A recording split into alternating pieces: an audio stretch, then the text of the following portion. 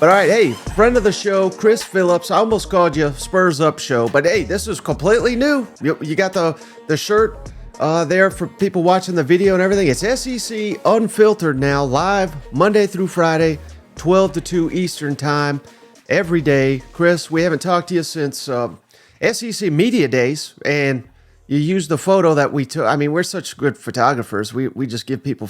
You're not the only one, but I've seen it all over your stuff. So I'm thankful that we could contribute at least somewhat to you. Yeah, Mike, I feel like I need to start paying you royalties on that. Mike, it's been from the daily live show to the post-game call-in shows we did to, heck, I was using it as my LinkedIn header for a while and my social media header on the personal side. But, no, Mike, it's great to talk with you. I appreciate you having me on. And I mentioned this to you off air, but I want to thank you for having me on because I think you know as well as I do, you know, there's a lot of ego in this business at times, and you'll see it from time to time, whether it be South Carolina, Tennessee, it be the SEC, whatever it might be. If there's a new venture or new entity or somebody new emerges, you're going to see a lot of people shoot them down and try to belittle them and kind of dim their light, if you will, by negative things they say or do or what have you. And so, you know, I look at you and Cousin Shane and that SEC podcast and you as an entity, you as a platform, you as a personality, and you had that choice, that option, whether you wanted to say, you know, hey, Chris Phillips, what is he doing? Rebranding. This is our territory. This is our turf. Get out of here. But instead, you welcomed me on your show and invited me on. And I can't tell you, and I want to share with the audience, I think that speaks to your character. I think that speaks to you as a creator. I think that speaks to you and Cousin Shane, what you've built.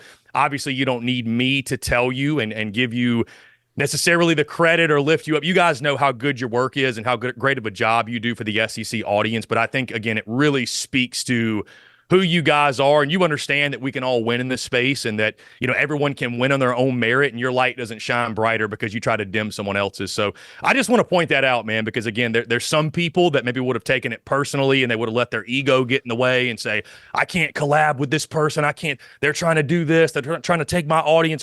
And so I just want to say thank you so much because I value our relationship greatly. You know, back, I would say, because this is something that it wasn't an overnight thing. I've been thinking about this for the last calendar year. This time last year, I kind of knew in my mind that this was something that could be down the pipe. And I was like, I want to get more familiar with what's happening in the SEC. The show I went to was that SEC podcast, truly. I was listening to you guys constantly. I didn't even tell you this. You were actually my top listened to podcast on Spotify for 2023 because I tuned so often trying to get caught up, right? I was in the South Carolina scope for so long. It was kind of, you know, narrow in my focus. And I was like, I want to broaden it. Who's the best place to go with you guys? So again, I just want to say thank you, man. And I want to point that out to your audience because it's not a small thing to have the humility, I think, and have the grace to welcome someone on who's doing a new venture or maybe, you know, is stepping into the space for the first time. And again, you had that option and I just appreciate it. I'm grateful for it. I value our relationship. You and Cousin Shane crush it. So I appreciate it. Well, thank you for the kind words, Chris. And that leads to my my first question here. If you go to the SEC Unfiltered, if you're not following it, I recommend it. But first line of that bio, the best SEC entity on the internet. Where do you get off? Who do you think you are, Chris? I carried it over from, you know, it's one of those things, man. I just believe in speaking things into existence. When I had 30 followers on Twitter, I said we were the best Gamecocks entity on the internet. And that was the tagline of the podcast forever and ever. And it's not meant to be a slight or a jab at you or Locked on SEC or anybody else who does it. I try to carry myself in a mindset of being the very best, being my very best, right? I'm competing against myself. You're competing against yourself, right? It's not we have two different DNAs. We have two different ways of doing things. And I think that's what people got to understand too, is even if we talk about the exact same topics, very often they're going to overlay. Again, we can do this show together. We're going to disagree constantly. And that's what makes it beautiful. That's why I say the beauty's in the banter, man. It truly is a great thing. So it's more so me challenging to be my very best self and to be the very best I can be versus we're in competition necessarily. So again, I know as a great creator, you understand that, but it was the tagline I couldn't help but carry over to the new entity. Well, that's the only question I had. So the interview's over, Chris. I appreciate you. We got the tough stuff out of the way. Yeah, we got the easy stuff out of the way. No, but seriously, I'm just kidding. But what made you want to do SEC over just South Carolina? Was there I would assume there's many reasons. There are. I mean, it's something too, Mike, that I would say again did not happen overnight. I go all the way back, and I was talking to you about this off air. early spring of 2022, I went to the South Carolina-Tennessee baseball series up in Knoxville, and I went with a group of buddies that were Gamecock fans, but they had a big group that were Tennessee guys. One was a Vandy guy. Obviously, I showed you the helmet, and our live show audience has seen the helmet, the football he sent over. But either way, we were watching the series with them, had a great time. Knoxville was awesome. Lindsey Nelson Stadium was a really good time. Tennessee whooped South Carolina's butt. That was the only down part of that weekend. But, you know, those guys, I really give a lot of credit to those Tennessee guys. And I got a soft spot for Tennessee because when I was up there, you know, they were saying how cool TSUS was. You should do a TSUS for Tennessee. The merch is great. The content, it's really dope. Like, you should expand and grow.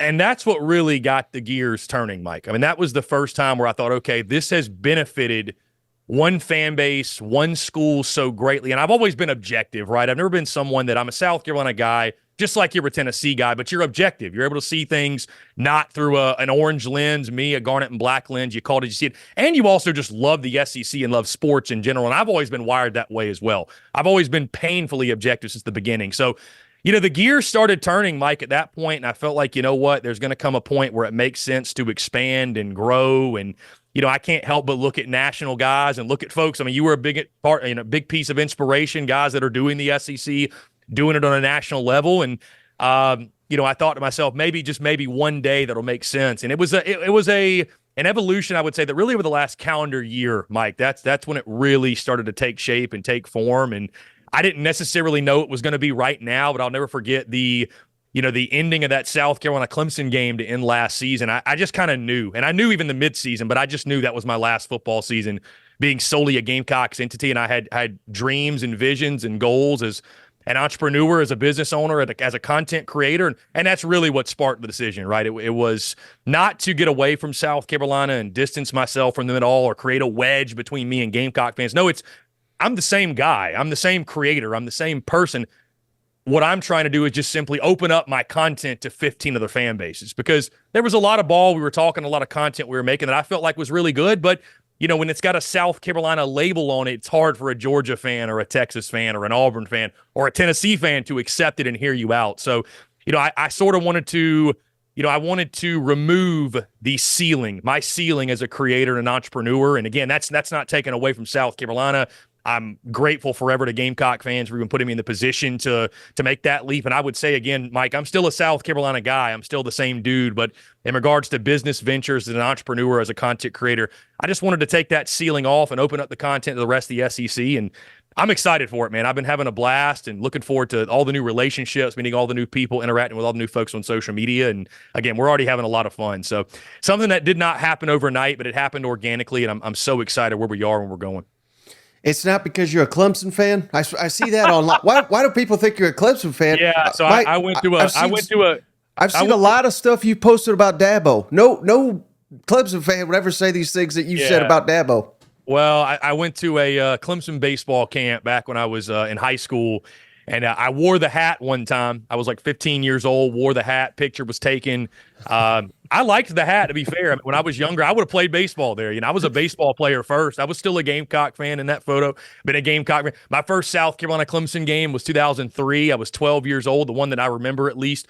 03, I was 12. It was 63-17 Clemson. So I sat through that. I sat through 29-7 in the brawl next year. I sat through all the losing streaks, everything else. And, but yeah, just who knew that about 15 years later, that picture would surface on somebody went to an old Facebook. They found an old Facebook and copy paste, and there it is. And you know, supposedly in 2017, when I started TSUS, I bandwagoned onto Will Muschamp's Gamecocks football program, build my business instead of bandwagoning on to Deshaun Watson and Dabo Swinney and the national championship Clemson Tigers or any other team I could have started the business around. So I'm a weird team to pick the bandwagon on, but that's supposedly what some people think. But no, it makes for good laughs, for sure. Some of the best advice I ever got was, you know, don't try to be – I used to be a big Bill Simmons fan growing up. And not that he's bad now, but I just – you know, I don't really follow the stuff he does. But don't try to be Bill Simmons. Don't try to be Clay Travis. Don't try to – you got to be don't be Josh Pate. As you know, and these are highly successful people, so I'm not – it's nothing against them, but if I try to be Josh Pate, some people say, why don't you do like this, like Josh Pate? It's like, well, then my show sucks because I'm trying to be someone I'm not. And but I say that to just ask you, is there anyone that you particularly like, maybe your favorite personalities in the SEC? I'm always kind of interested in someone that does what we do, who they've kind of grown up on or who they really admire. And please don't say Cousin Shane. I hear it nonstop. I get people stop me on the street. They're like, "You have a podcast, right?" And I'm like, "Yeah." And they're like, "I love Cousin Shane." And I'm like, "What am I doing here?" You know, like, but please don't say it. Even though everybody loves Cousin Shane, I'm just joking. Cousin Shane was my leadoff, and then you, of course. I mean, you and Cousin Shane. It's you can't have one without the other. And to your point, Mike, I think the advice that you got is very true. That it's kind of like we talk about these coaches, right? They had to stop here and there and there, and they were under very successful head coaches. You'll hear them talk about it. You be a sponge and you soak things up, but you take things you like and you discard things you don't like. But you have to be yourself, and you have to have your own personality, and that's what makes you special. That's what makes you unique, and you have to embrace that. In regards to personalities, before I ever even got into content, I really always gravitated towards the Barstool Sports side of things, not the extreme stuff, but their personalities. I think, like, I used to watch The Rundown with Dave Portnoy and Big Cat and KFC, admittedly. Pat McAfee's a big one for me. I know we said SEC, but, Kirk Herbstreit, the way that he covers college football, I want to say I don't get why people hate him so much, but I mean, I do. It's just the nature of the beast of what we do.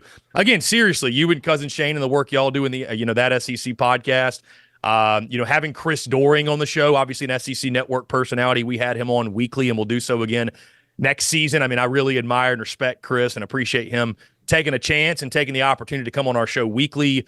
Tom Hart, Cole Kubelik, Peter Burns. I mean, really all those guys do a great job. But I would say, looking at a guy like a Pat McAfee and kind of the way it's fun, loose, entertaining, I really try to be somewhere in between the spectrum of Barstool and old school journalism. I try to be somewhere in the middle. I'm somebody that I like to have a good time and joke around and shoot the shit. I also like to talk ball, make predictions, and talk about key matchups and something I've been doing as a kid, but also, again, not take it too seriously and just have fun with it. And even though it is life or death, obviously, for us in the SEC. So those are just a couple. But again, I mentioned top of show, Mike, you guys with that SEC podcast. I mean, when I was trying to catch up on the SEC, there was one show I went to and it was you guys. And so I don't just say that to butter you up, man. I really mean it. I really admire what you guys do.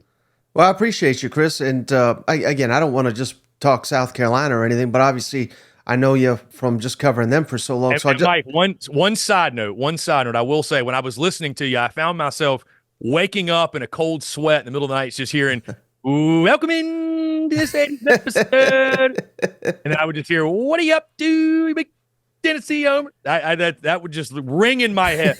Thank you for that. Yeah, no doubt.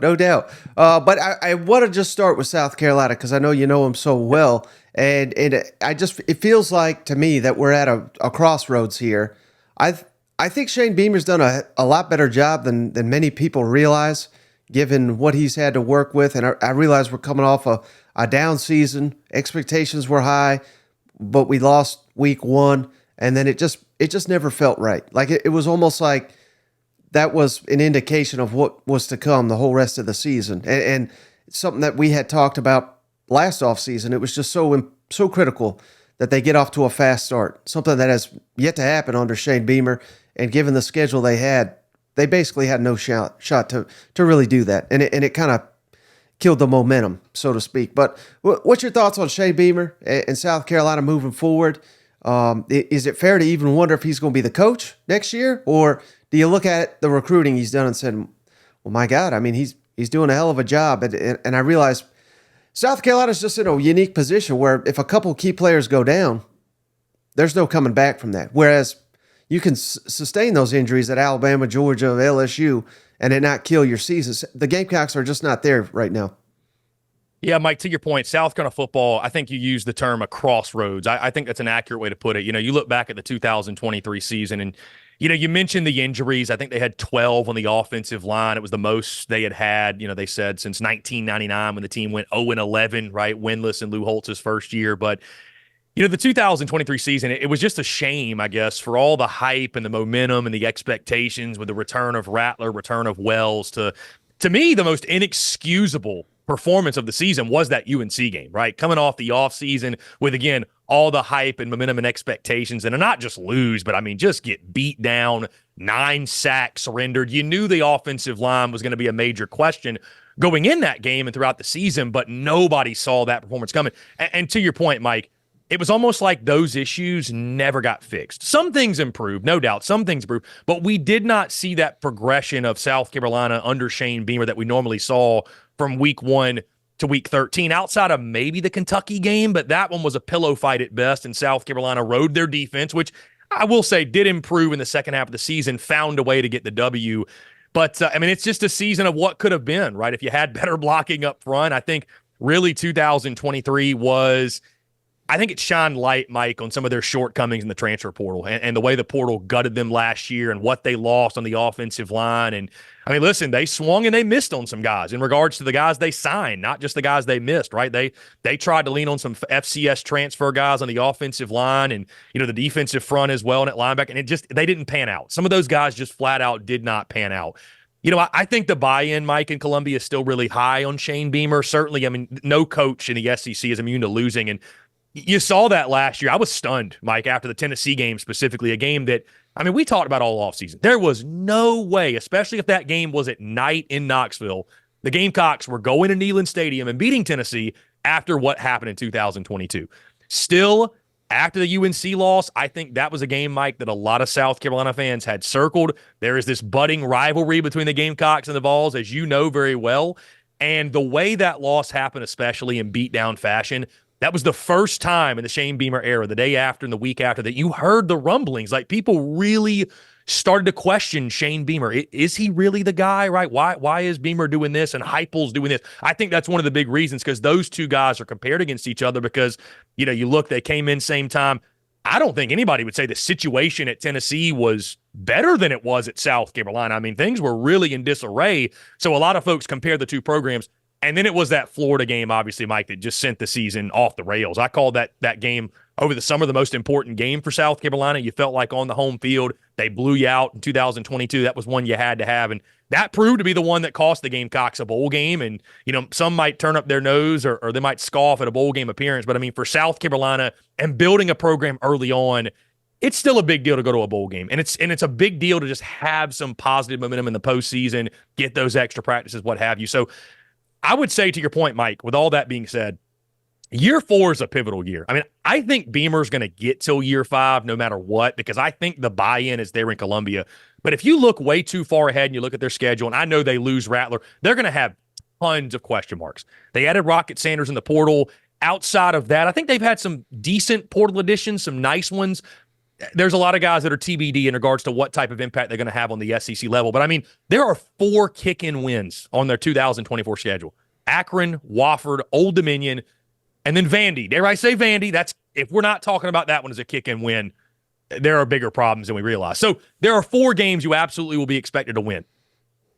If you can't go 2-6 in the other 8 games and get to a bowl game, Mike, I think you really got to start questioning what's going on. I don't care that you got a brand new quarterback and you're going to have new pieces on the O-line. You lose Xavier Legette. You lose Juice Wells. There's a lot of pressure. I think for the first time, there's real pressure and there's real heat on Shane Beamer. See, and I don't say that to say that, you know, anybody should be calling for Shane Beamer's job going into 2024. But you know as well as I do, Mike, this is a win business. What have you done for me lately? It's a win now business. And, you know, it doesn't it feel like South Carolina is on an eerily similar track as Arkansas has been on, where you had this early success, year 2 you pop, year 3 you fall short of expectations. If you do it again in year 4, I mean, I could see South Carolina being in a very similar position to where your AD has to come out. We're giving him 1 more year, which, you know, Mike, means either win next year, we're going to fire your ass. So I think Beamer could be in a very similar position. That schedule is a gauntlet, obviously, but nobody wants to hear that because it's a gauntlet every single year. So definitely, I think you use the proper term at a crossroads. And, you know, it's I think it's 7-5 or better is the expectation in 24. You got to, at minimum, get to a bowl game, though, because if you go 5-7, got 4 gimme wins, are you telling me 1-7 in the other 8 games is good enough? It just simply can't be in an evolving SEC.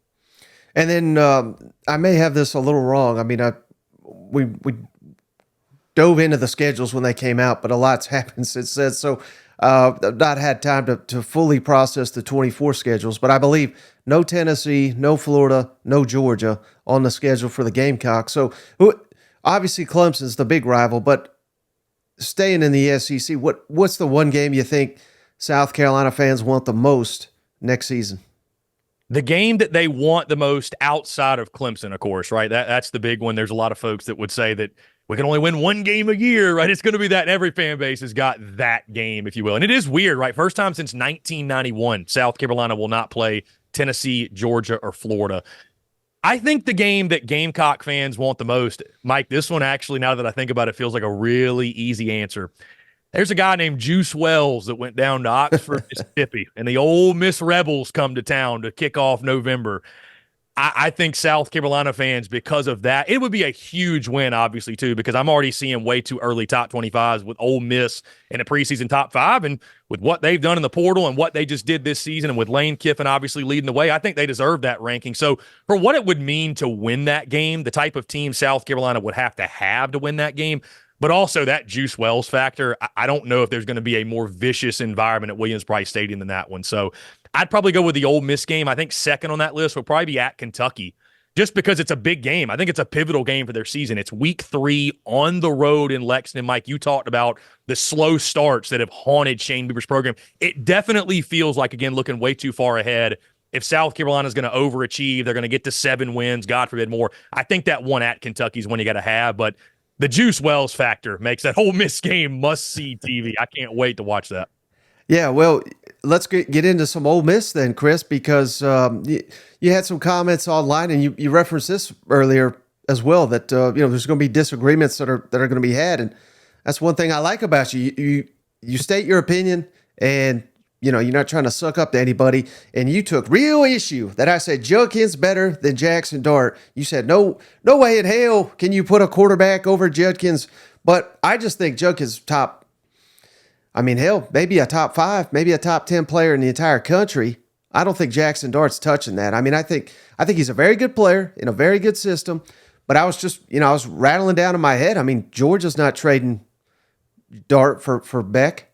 I know everybody, it's very popular right now to bash the hell out of Jalen Milroe. He just finished 6th in the Heisman. I mean, let's get real, people. Alabama's not trading him for Dart. Tennessee wouldn't trade Nico for Dart. I mean, I don't think Quinn Ewers, I don't think Texas would trade him for, I don't even think Oklahoma would trade Jackson Arnold for Dart. I can go on and on. I mean, I don't think, and people take this as Jackson Dart bashing. Again, he's going to put up crazy numbers, year 3, Kiffin system. But why were you so adamant? And everybody's agreeing with you, so you're probably not even wrong. But what did you take such issue with me putting Judkins, who I think could be the best running back in the country, and a player that you're going to need next year, not just in the SEC, but if you make it to the playoff, this is a guy that's going to win you the games. I don't think it's Jackson Dart. What do you say? Well, and Mike, to be fair, and again, I promise I'm not trying to butter up to you, but I think this is an argument where what do you value more, right? I think you can make a case for both, and nobody's really wrong. It's just kind of, what do you value in an effective offense? And when you look at this Ole Miss football team, what you need more. I mean, I think it's a very, it's a fun argument to have. That's why we're having it. But, I kind of go to what Cousin Shane said on your show. I think it was last night or 2 days ago when he said, Ole Miss is still a national championship contender. This doesn't change anything. And I've heard multiple folks say that. If they lost Jackson Dart, I just can't see us saying that. Like, I think that would be a much bigger loss, if you will. Now, down the stretch, you need that guy like Judkins, obviously, to put the team on his back and the role that he played for them. But I think if you take away that trigger man, there's no proven commodity. I think it is much easier to find a replacement for the running back position, which is a position, let's call it for what it is, Mike, that's devalued. It doesn't have the same value that it once did. And I think with Ole Miss and that offense, Lane Kiffin, I think he'll dial it up. They've got the offensive lineman as well to get that run push. And obviously they want to run the football. They love to run the football. It's a misconception that Ole Miss just wants to throw it all over the yard. But I think you take that trigger man away, I think it's a much bigger impact than maybe you realize or some others realize. But I just do not think we're having the same conversation that, Ole Miss, it doesn't matter they lost this guy. They're still a national title contender. You take Jackson Dart away, I think we got much bigger question marks, and I don't know that we're going into next season saying top 5, top 10.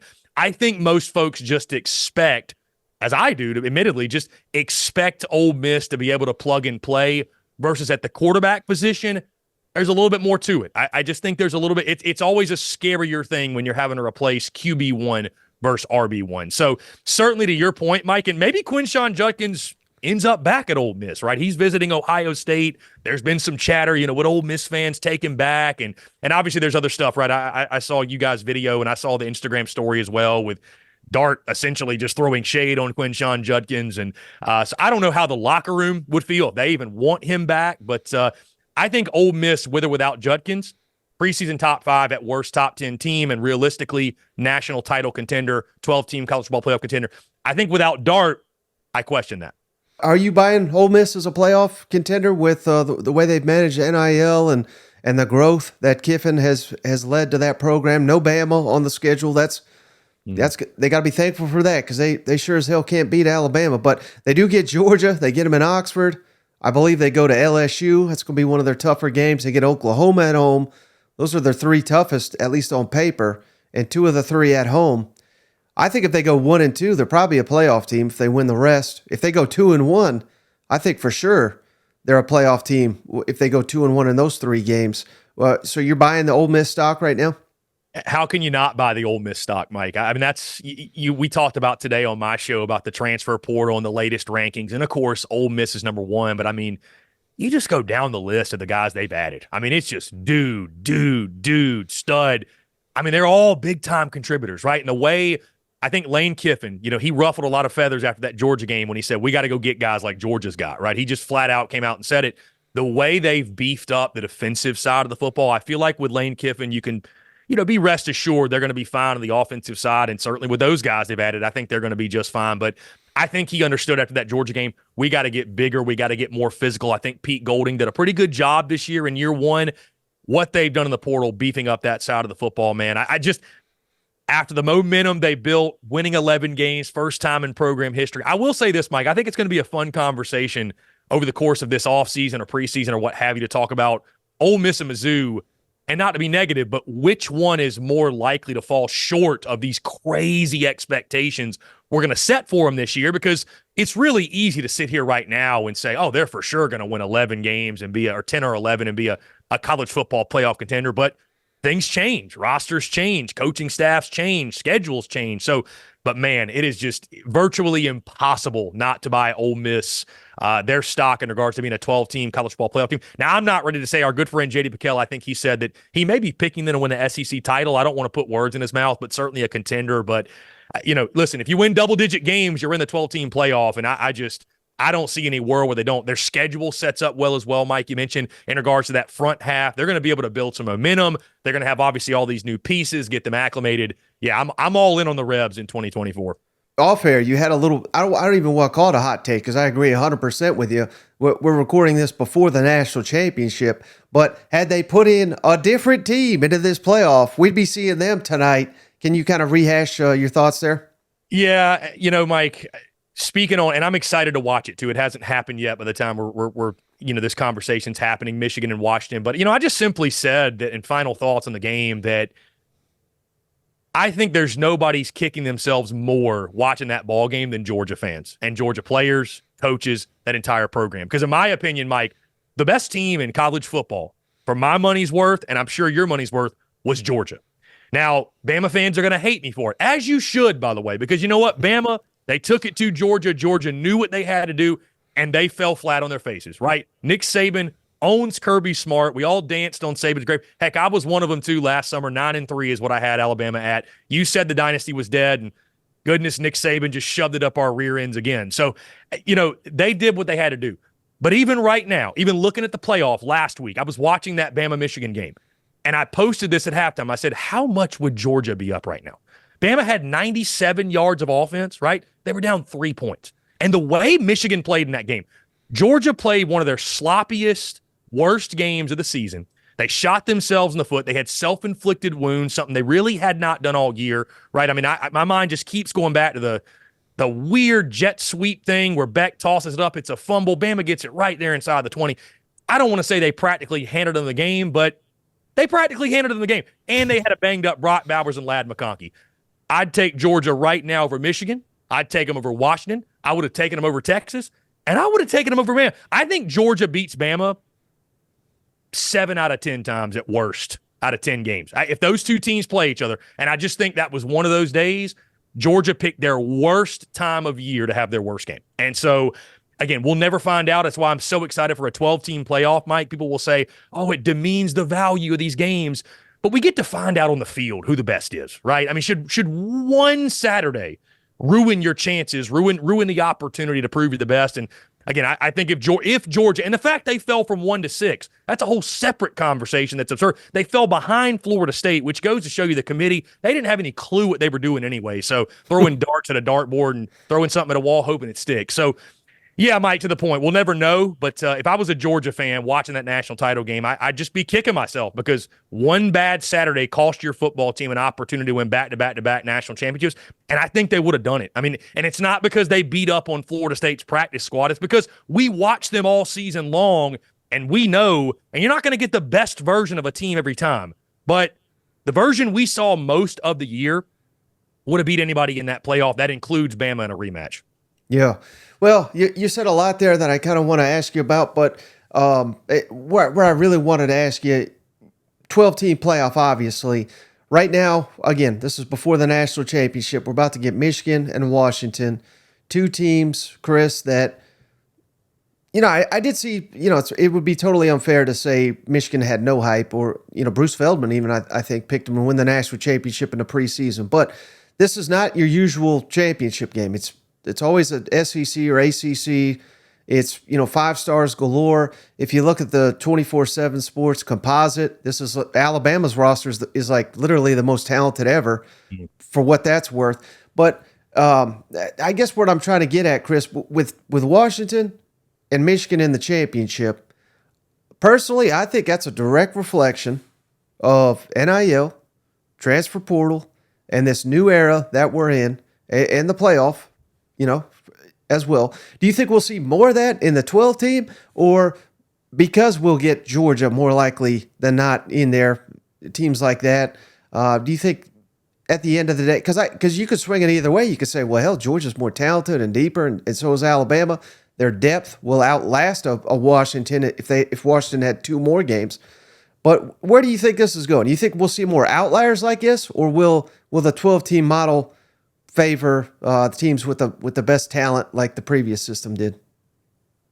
I think we're going to have more parity, Mike. At least that's what I hope happens. I mean, I think for everything I just said about Georgia getting snubbed, whatever, obviously we're all kind of feeling a little salty the SEC's not in the title game. I am excited as hell to watch that game, by the way, just because I'm curious, does defense still win championships, or is it all about high-flying offense and a guy like Penix Jr.? But, either way, back to your question, I think – I don't know that it's going to be the same every year. I hope it's a lot like this year where you've got teams like, I think realistically, like we had some teams like Ole Miss and Missouri that could have given 2, 3, and 4, and maybe won some real headaches. Like this would have been the perfect year for a 12-team playoff. I'm excited though, Mike, that this conversation we're having, is it going to do this or is it going to do that? We just get to find out. Like, there are probably going to be some years where 11 or 12 gets blown out, and round 1 is a complete shit show, and it's a blowout, and people will point and say, see, that's why we should have had the old BCS or the 4-team.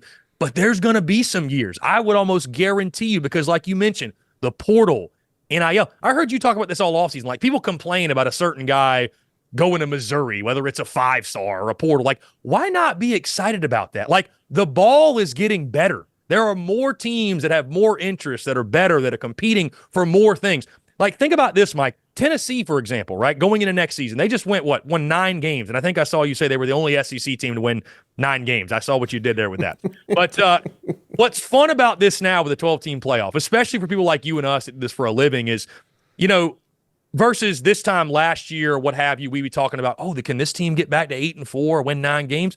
Now we're talking about a Tennessee team that's, hey, they tinker some things here and there. Obviously, Nico's got to carry that offense, but they're a game away from being a serious 12-team college football playoff contender, and who knows, at that point, they could make some noise. So we're having a lot more fun conversations, I think, Mike, about the game. Is it going to be a perfect system? No, it's not going to be perfect. Again, I think there will probably be years where we have some first-round games that are blowouts. I mean, I think the group of 5, Mike, needs its own playoff.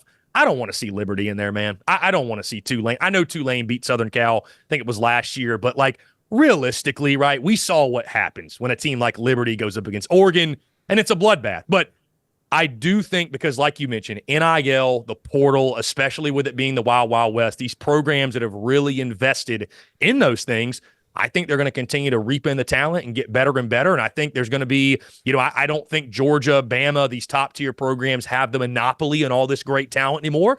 And I think that's only going to help the sport and make it better. And I know some would disagree and some would say that the rich are only getting richer. The rich are always going to get richer. But now maybe the little guy who has some funds and has some things that can separate them, you got a chance. You got a chance with portal. You got a chance with NIL. It's another way you can differentiate yourself. I think we've already seen that. So I'm really hopeful, Mike, this continues and we have a great 12-team playoff next year. But even those that were opposed to it, Mike, with the Florida State thing that happened, you got to admit it's the lesser of two evils. Let's just see it play out on the field. Right. And not that I ever feel bad for these coaches, Chris, but I mean, there's going to be half the damn SEC. The expectation is to make the playoff. And you better believe, LSU don't make it, Brian Kelly's going to be facing that heat. And it's obviously the same with Kirby and Nick Saban and all that. But let me ask you this. I really wanted to ask you, this is classic SEC offseason content. And we're in the offseason because there's no SEC. Nick Saban or Kirby Smart, who's a better coach? And I'm not saying for the next 10, 20, I'm saying today. If you had to pick one to win a football game, you going Kirby, you going Nick Saban. And you know what's interesting, Mike? Going into the SEC championship, we dropped a fun graphic that was comparing every single position unit, and one of those was coaching. And I gave Georgia the nod. I doubted the GOAT at every turn last year, and he stuck it to me. You know what I'm going to do?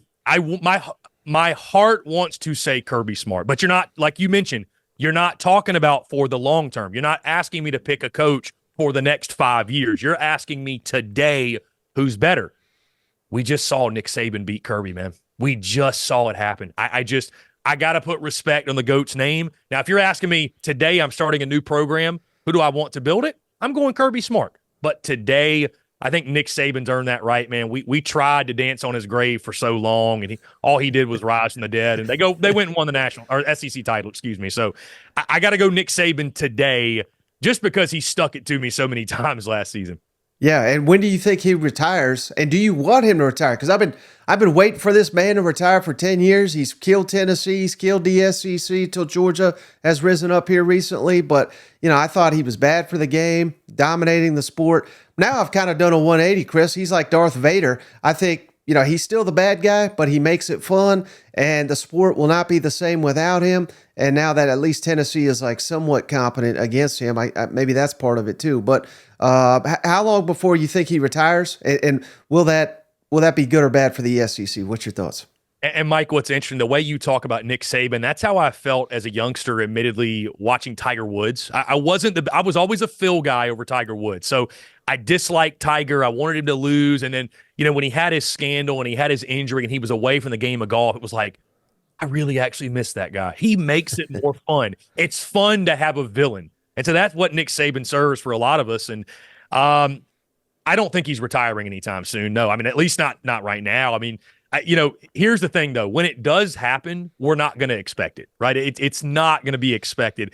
I'm curious, though, Mike, does he go out on top, or do they actually go 8-4 one year? Do they go 9-3? And does the dynasty actually decay, as you've said so many times? And does Nick Saban give folks the opportunity to say, I told you so, he's done, he's finished, and then he rides off that way, which feels weird, right? That doesn't feel fitting for the career that Nick Saban has had. But from folks I've talked to, again, we talked to Chris Doring, who was at the Rose Bowl and did work for Sirius XM Radio, talked to Nick Saban one-on-one. He said he felt like Saban had as much energy as ever. And, does he retire within the next 5 years? I think that's fair to say, right? He's been doing it for quite a long time. I don't necessarily want him to. I think he's great for the SEC, Mike. Like I mentioned, it's always fun to have that quote-unquote villain or have someone to pull against. It just makes it more fun. And so I'm not necessarily looking forward to the retirement, but as a Tennessee guy, I totally understand why you were looking forward to it. So, no, I think within a 5-year window, but I'd be stunned if it happened this offseason. Yeah. Oh, well, and you're starting this SEC Unfiltered at the perfect time with Texas and Oklahoma. I had to ask you about them coming into the league. What thoughts on that? Just makes the best better, in my opinion. But I'm curious to hear your thoughts and how competitive will they be on the football field year one? Yeah, I'm excited for the additions of Texas and OU. How can you not be against someone, especially myself, that's going into this new SEC venture? And again, the league is only getting bigger and better. And, we all just think football, but not just football. I mean, I'm a huge baseball guy, Mike. What Texas and OU are bringing to the league on the diamond is going to be electric. Both have really good basketball programs as well, both men's and women's. So certainly there's a lot that SEC fans will be able to beat their chest about and be proud of. But, now, I mean, you look at what Texas did going to the college football playoff. Quinn Ewers is going to return. I think they're going to be immediately one of the most talented teams in the SEC and certainly fighting for that 12-team playoff. You mentioned the top half of the league that's basically going to be having those playoff or bust expectations. Texas is going to be one of them, right? I mean, they're going to expect to go back. They want to be, quote-unquote, back, as they say so often. And then Oklahoma, I think, is in a good position. I'm really curious with Jackson Arnold. That game against Arizona was ugly, but I mean, again, a youngster getting thrust out there and did the best he could. But and then Brent Venables obviously replacing Ted Roof as defensive coordinator. Who he goes after there is going to be really interesting. But I thought Oklahoma had the season, Mike, they needed to have, despite the bowl game, because let's face it, bowl games are kind of a crapshoot. Had a double-digit win season, had the type of season they needed to build momentum going into the SEC after a tough year one in Norman. So I'm thrilled, man. I'm excited. Like I mentioned, it goes beyond just the gridiron.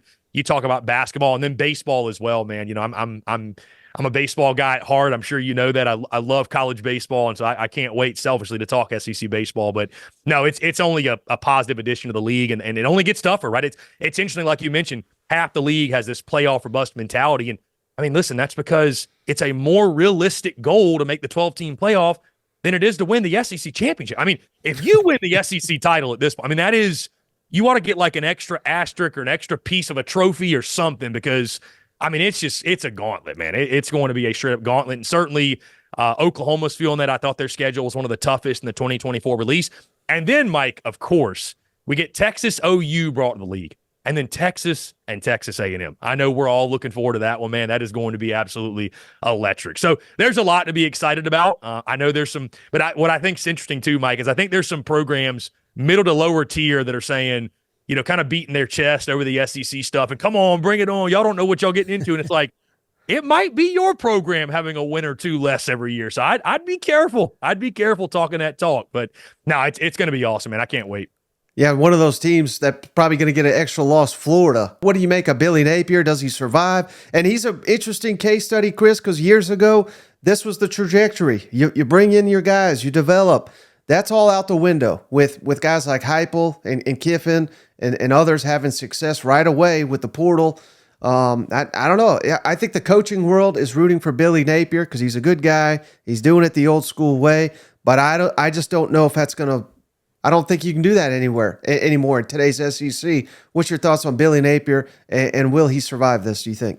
Yeah, I'm really concerned, Mike, for Billy Napier, as I'm sure many of us are. And what's really concerning, too, is you look in year two, and there were so many year one mistakes in year two. I mean, it was just the way it happened, right? It's not just record, but how it looks on field. And, of course, they got that big win at South Carolina, I think was probably their signature win of the year. They got to 5-2. You're thinking, man, Florida's having this season. They'll get to a bowl game. They're building under Napier. Then you lose 5 straight. And that Arkansas game obviously was really the dagger, the blackout uniforms for a noon game. I mean, it just adds to a comedy of mistakes in the Billy Napier era. So, yeah, I'm concerned. We're actually going to be, Mike, I think I told you this off air. We're going to be in Gainesville for Florida, Miami. And I'm really happy to knock out the Swamp week one. I've never been. And it's also before probably the reality of what Florida's 2024 season is going to be before that sets in, right? We're able to get there.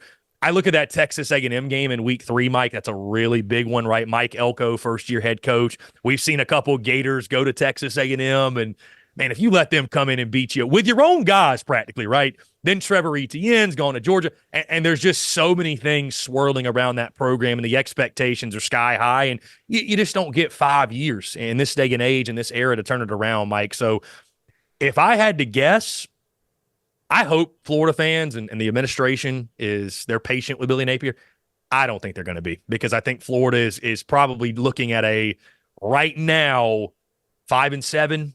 Maybe it's a 4-8. I mean, they've got the toughest schedule maybe in the history of college football, Mike. 11 Power 5 opponents. They got to play Miami. They got to play UCF. They got to play Florida State. Samford is the only game you look at their schedule and go, yeah, that's a win. Where are the other wins? I mean, where are the for sure other wins? Like, there ain't a whole lot of them on that schedule. So, we had a lot of this hot seat talk last year. I think it was smart. They didn't fire Napier, obviously, because you don't want a first-year coach facing this gauntlet. But I feel almost bad for Billy Napier because it almost feels like he's the sacrificial lamb, that it's like, let's just get through this. You're bringing in all this talent recruiting, which they also lost guys in recruiting, which I know is not sitting well with the fan base. So it's just one thing after another. And unfortunately, in the SEC, it can snowball. And that's kind of what it feels like for Billy Napier. But maybe it's darkest before the dawn and they surprise. But what's the realistic expectation? I mean, I think if they can get to a bowl game, they had a really good year. So only time will tell. But